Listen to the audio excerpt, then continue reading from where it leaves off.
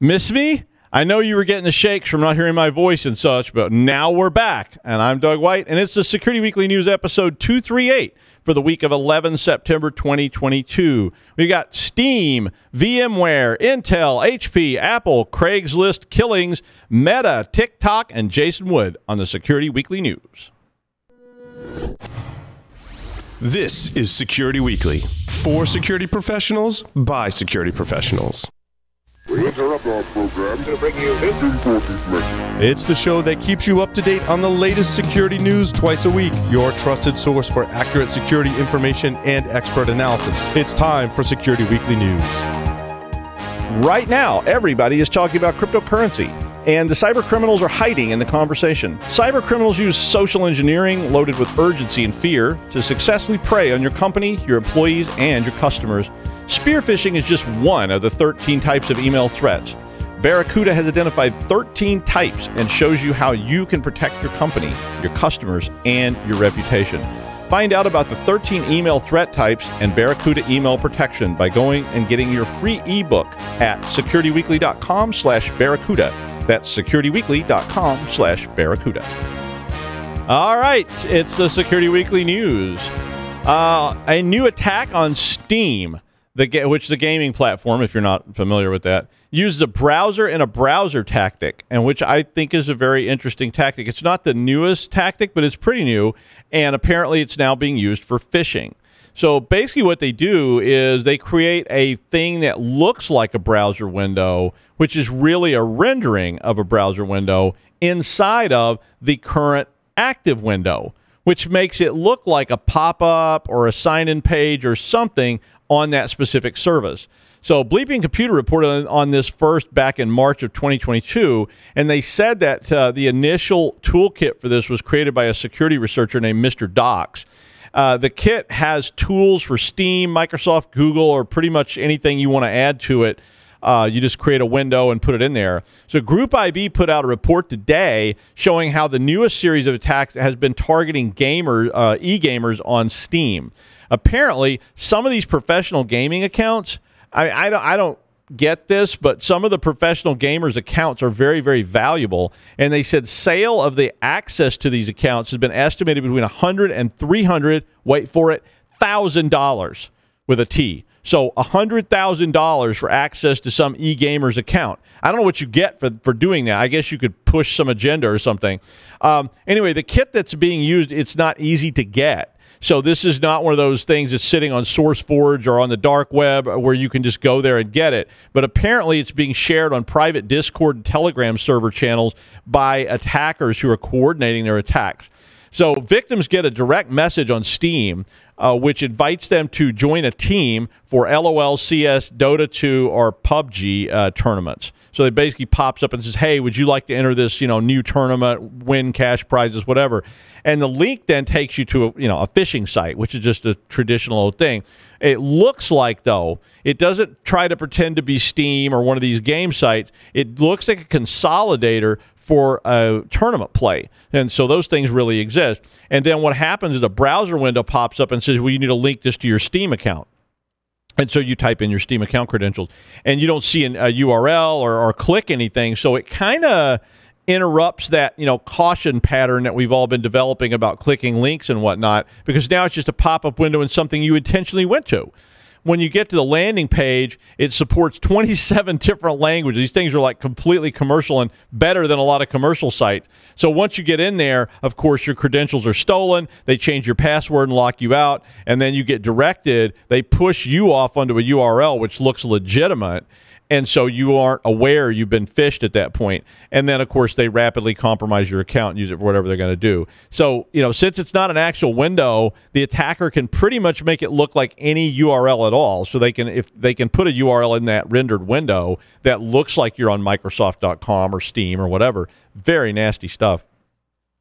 VMware issued a warning that ESXi running on Linux kernel 5.19 may have up to a 70% performance drop when ret bleed mitigations are enabled compared to the previous kernel 5.18.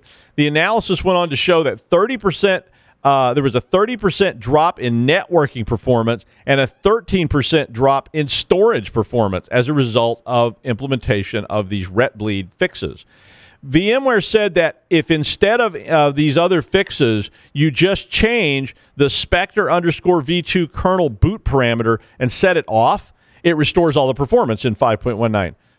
But, of course, that makes you vulnerable to RetBleed. Now, some people don't really feel that RetBleed is a huge threat to their platforms, and as such, they don't worry about it. And just turning that switch off was what was recommended by VMware. If you don't recall, RetBleed was discovered, I guess, in July of 2022, and it can use return instructions in the CPU to allow the extraction of sensitive information like password hashes and fun stuff like that. RetBleed impacts Intel Core CPUs from Gen 6 Skylake, which came out in 2015, through Gen 8 Coffee Lake 27. Coffee Lake.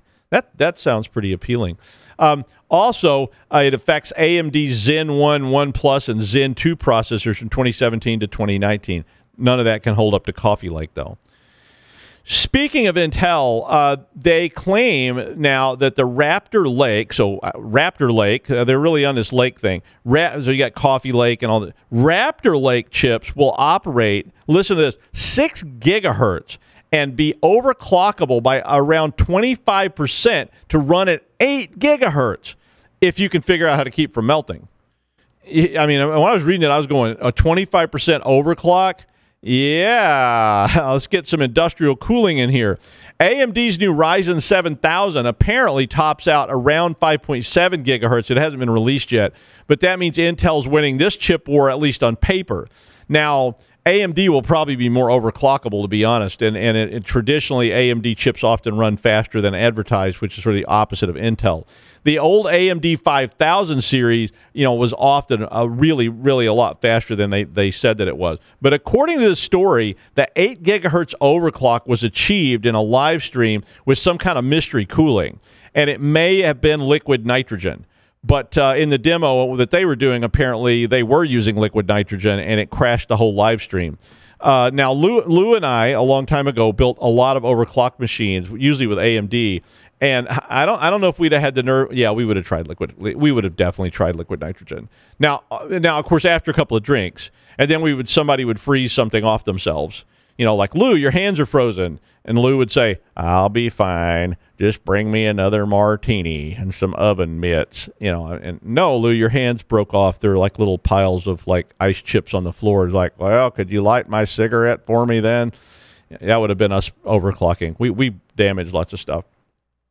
HP printer owners in the EU will receive compensation from HP since HP was forcing them to use HP cartridges. They had a system called Dynamic Security, which you may have seen because I've seen it. HP originally said when they released this that Dynamic Security was a feature on the printer which would allow you to, quote, update your experience and maintain integrity of the printing system. I love it when they say stuff like that. Like, just install this. It'll update your experience and maintain the integrity of the printing system. Now, this is kind of like those ads that you've probably maybe seen in the past that said things like, Pall Mall cigarettes make your pregnancy as silky smooth as our smoke. Yeah, Pall Mall unfiltered cigarettes. Oh, I like those. Not anymore. We don't do that anymore. But anyway, if you install this feature in an upgrade or you bought a printer with it already installed, well, what it did was when you tried to use third-party ink cartridges like those ones you bought at Best Buy, it didn't work. It told you that the ink cartridge was damaged and should be immediately replaced. Naughty, naughty HP. But HP removed the firmware feature in a later upgrade. Now, the scandal is already called Printergate in Europe. And in the U.S., a settlement was already reached to pay a total of $150 per plaintiff, or about $1.5 million total, so it wasn't that extensive. A similar agreement has been reached in Europe for $1.3 million US. And HP, of course, in this agreement did not admit to any wrongdoing. But if you're in Belgium, Italy, Spain, or Portugal, currently you're eligible to receive this refund, and they said other countries will be added to the list. You would need to have owned an HP Office Jet Pro or a PageWide Pro between September 2016 and 17 November 2022. You have until March 6th to fill out your claims. Payouts are expected to be between 20 and 50 euros, but there were some opportunities for additional money if you had other, I don't know what all the other conditions were, but so if you did own one of those, you can get a little bit of cash back. Apple rolled out iOS 16 this week, which added some security and privacy features. One of the new features is a lockdown mode, which is supposed to protect you. I haven't had a chance to experiment with it yet, but I did install iOS 16. But it was a lockdown mode that was supposed to protect you from state-sponsored malware like Pegasus. Basically, they said this works by shutting down a bunch of different device features, which had 0 days in them. And it's really supposedly not to be used except if you're being they said if you're being targeted by state-sponsored attacks. I was kind of wondering, am I being targeted by state-sponsored attacks? How do you find that out? Is there like an 800 number you call and go, hi, am I being targeted? And they're like, yes, North Korea is after you now. So I'm not really sure how you determine that. I guess if you believe yourself to be the target of state-sponsored attacks, you should do it. This is their response to all the 0 days that were deploying surveillance tool like Pegasus that we've been seeing for a while. They also added something called Safety Check, which sounded kind of interesting. It's apparently related to domestic violence. The Safety Check tool allows users to see who has access to your messaging, to your location, to your apps, and it has an emergency button to allow you to reset permission for all apps instantaneously. It also signs you out of all your devices, and it severs unwanted access to any of your private info via your devices. This was apparently done for people that were involved in, dangerous domestic environments where they're being assaulted or whatever. They also added a thing called Passkey, which apparently improves online protection in Safari by replacing passwords with passkeys because they use biometrics and they can be synced across your Apple devices. They also fixed the ability of apps to view the clipboard, which helps with those old pesky overlay type attacks when you're using multi-factor authentication. The FBI issued warnings about healthcare facilities and said that the risks of unpatched and outdated medical devices were extreme. According to the report, a lot of ICS stuff, or a lot of medical stuff like ICS stuff, may be used and depreciated over 30 years or more. ICS always said they targeted like 40 to 60 years of use because, these are multi-million-dollar, crazy investments.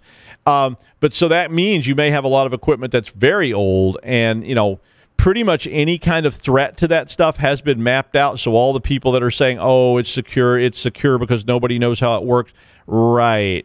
And that stuff's probably being distributed on the dark web already.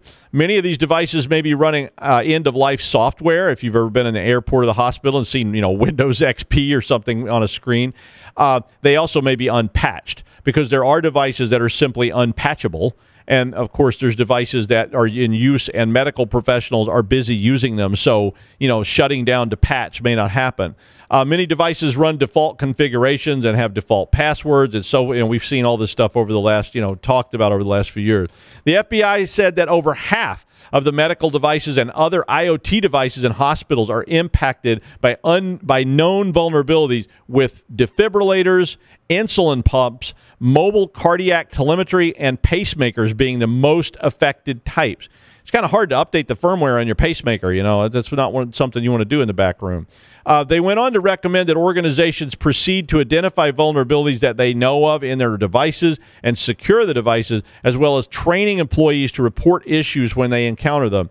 They said you should be using endpoint protection if it's possible, encrypt data if it's possible, use unique and complex passwords if it's possible, and use an electronic inventory management system if it's possible, etc. A lot of challenges with ICS type stuff.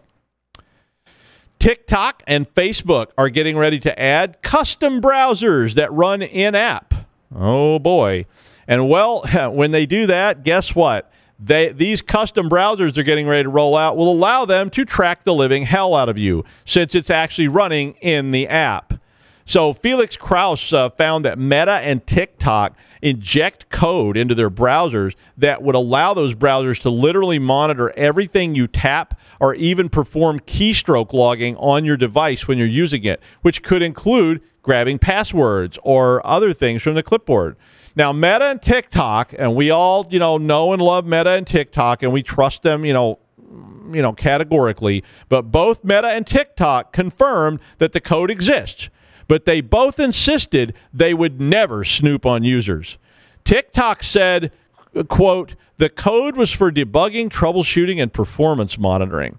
And Meta said the code helps it honor whatever selection the user made in the Apple Ask App Not to Track prompt, and said their browser has security benefits and a better experience. No way this turns out bad. Yeah, I can't even imagine those companies suddenly deciding they could sell that data for money. Yeah, no, I'm sorry, guys. I know I'll never get on those. I don't have a TikTok, and they'll never let me on Facebook again, and I probably won't even notice. In his early days, a teen science fair called him the greatest inventor of hallucinogens since Albert Hoffman. But after using his special red pill, and it led to a 30-day experience living with woodland creatures in Sherwood Forest that actually turned out to be an old blanket wrapped around a tramp in Central Park, he gave it all up for technology. Please welcome Jason Wood. Hey, everybody. You never know what'll turn out with those hallucinogens.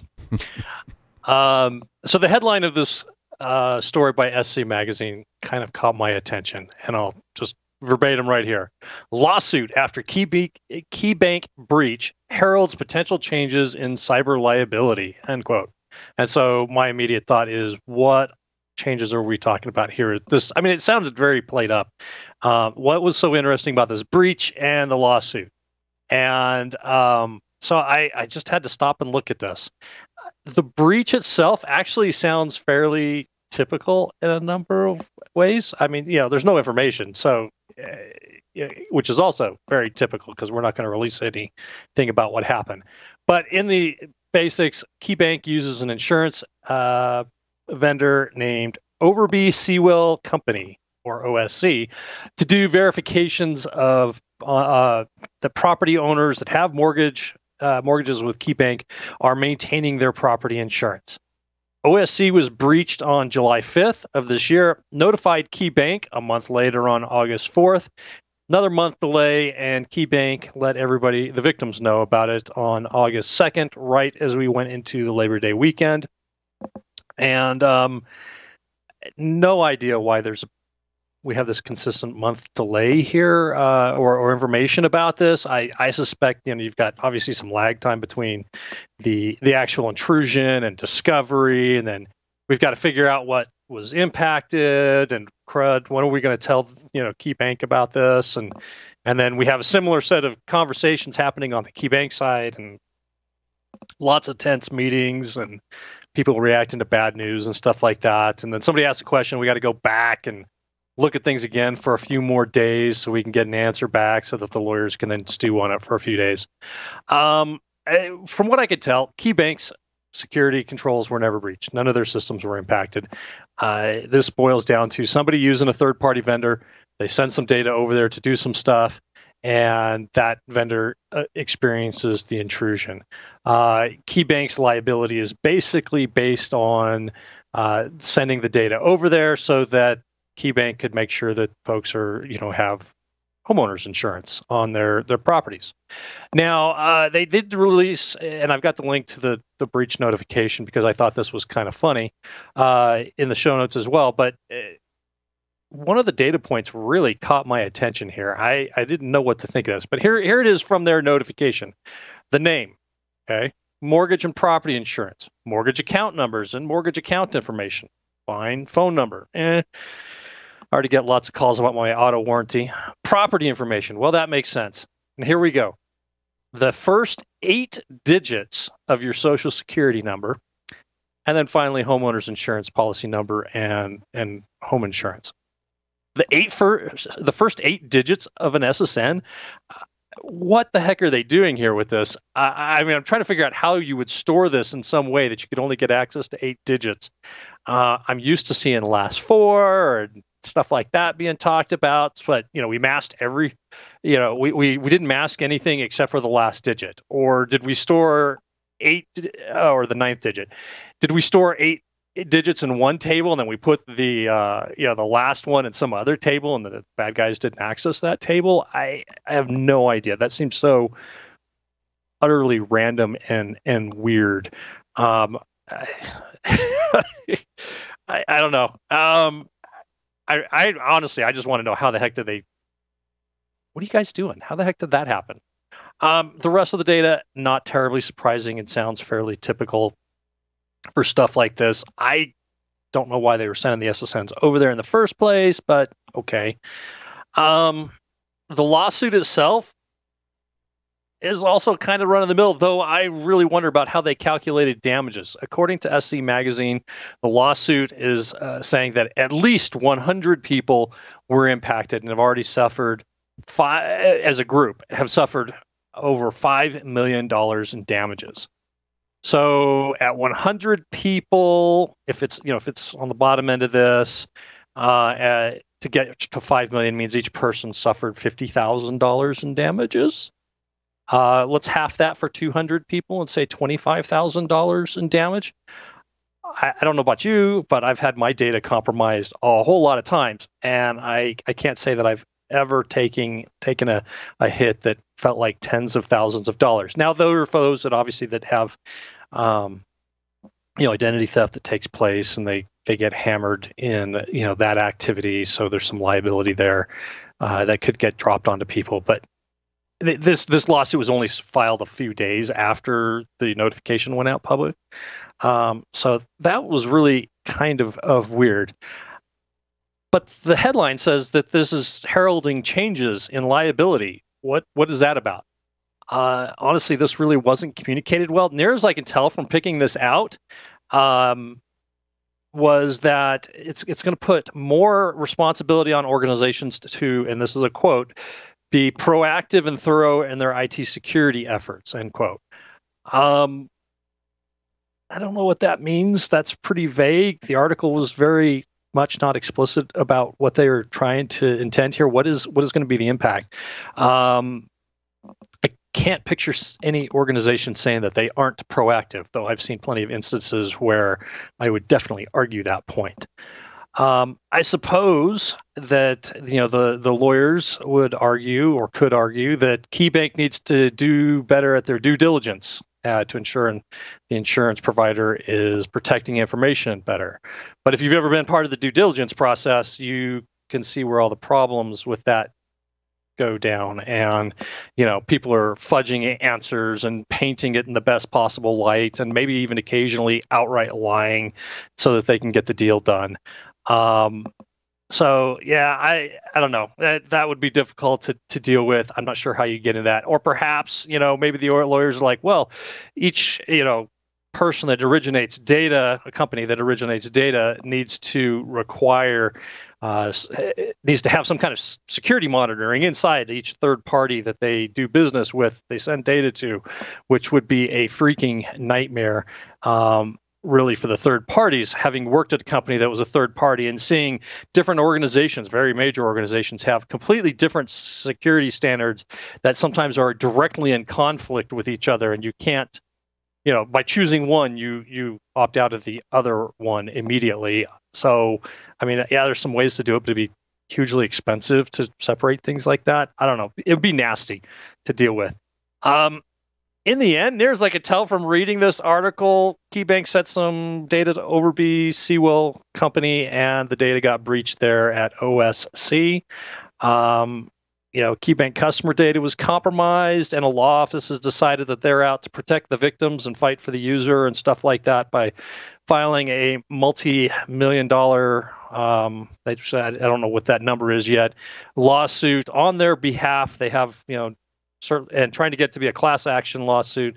Certainly no benefit to the law offices themselves that they'll get out of this, which again is all fairly typical around this. So unless I'm missing something here, I don't see what they're talking about here is the changes of this. If you want to take a look at this, and you can figure out what the changes in security liabilities are, I would be very interested to see what you think, because this seems like just kind of a minor little, I don't know, point of view shift or something like that. Very weird how this was written up. In the end, if you have a KeyBank mortgage, you might have a little bit of a problem. Probably got a notification from them a week or two ago. Let me know what you think. Doug? Thank you, Jason. I don't know if you ever bought a guitar for $300 from a guy that looked like he might have scabies out behind a club in the rain where the TSOL was getting ready to play. Not that I did, but last week. Yeah. Yeah, but when I was younger, we had this little newspaper that was called like the Shopper's Guide or something like that. And everybody sold guitars, and I bought a car, I bought a boat, I bought guitars, I sold stuff in this little magazine. And when you did that, you basically contacted somebody and said, yeah, sure, and then you agreed to meet out behind a club when TSOL was playing that night, that kind of thing. Now, I don't know if you know this, but Craiglist is a modern version of those little things, and it is a good way to sell stuff, and it's not a bad way to buy things, really. But it's also a good way to let somebody with scabies know, hey, I'm going to meet you in the parking lot of a bowling alley with $4,000 to buy that guitar you advertised. And as such, a website called Craigslist Killers has been formed, and it cataloged news links for 132 murders linked to Craigslist transactions that occurred since 2015. Now, granted, that's not really that many murders if you think about it. I mean, considering how many Craigslist transactions probably occurred yesterday, but it's still kind of scary. I mean, I guess, what this leads to is they were advocating, and apparently it's a real thing because I looked it up, they're starting to add safe trading stations in most states.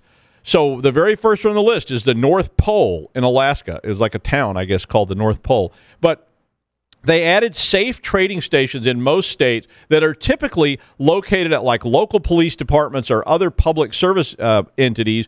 And that means you can do this exchange with this other person under surveillance. So you don't get shot in the back of the head trying to buy a used Road King. Like, I was doing that once, and my daughter, who was little, she's like 10 years old, was going, this is a really sketchy place. I was like, yeah, it's a little scary. So I would limit your drug transactions at these safe zones.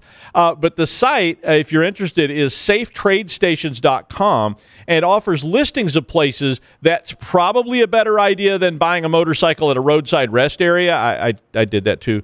But the bad news is there may not be one near you. The only listing for us in Rhode Island was the Pawtucket Police Department, which is not really very convenient to me. But I will say I've done a few of these, and I was quite, I was as nervous as a well digger's instep. And that's the news. Thanks, Jason. We'll see you Friday for the wrap-up show.